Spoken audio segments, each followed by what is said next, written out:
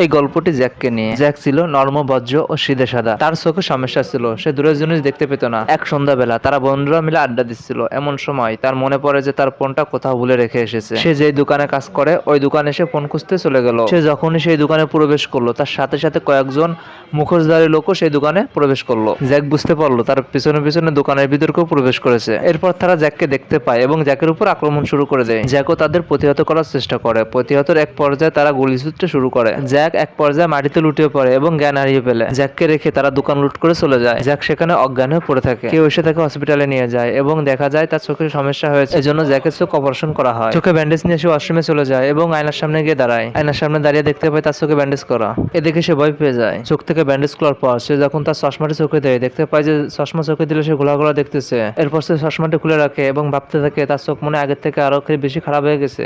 এরপর সে চশমাটি রেখে দেয়। এমন সময় ডাক্তার তার রুমে প্রবেশ করতে লাগলো। মাস্ক দিয়ে ঢাকা অবস্থায় ডাক্তারের মুখ সে স্পষ্ট ভাবে দেখতে পাচ্ছে। ডাক্তার মাস্ক খোলার পর ছেলেটি অবাক হয়ে গেল যে সত্যি তার চোখ আগের থেকে আরো বেশি ভালো হয়ে গেছে। কিভাবে কি হলো? ছেলেটির নার্সের কাছে সবকিছু বিস্তারিত জানতে লাগলো। এরপর ছেলেটি রিলিজ নিয়ে বাসায় চলে আসলো। সে অনুভব করতে লাগলো তার দৃষ্টিশক্তি আগের থেকে অনেক প্রকার হয়ে গেছে এবং সে অনেক আদেখা জিনিস দেখতে পাচ্ছে। ছেলেটার চোখ এতটাই প্রকার হয়েছিল যে কোনো এন্টিক জিনিস সে নিমিষে চিনে ফেলতো।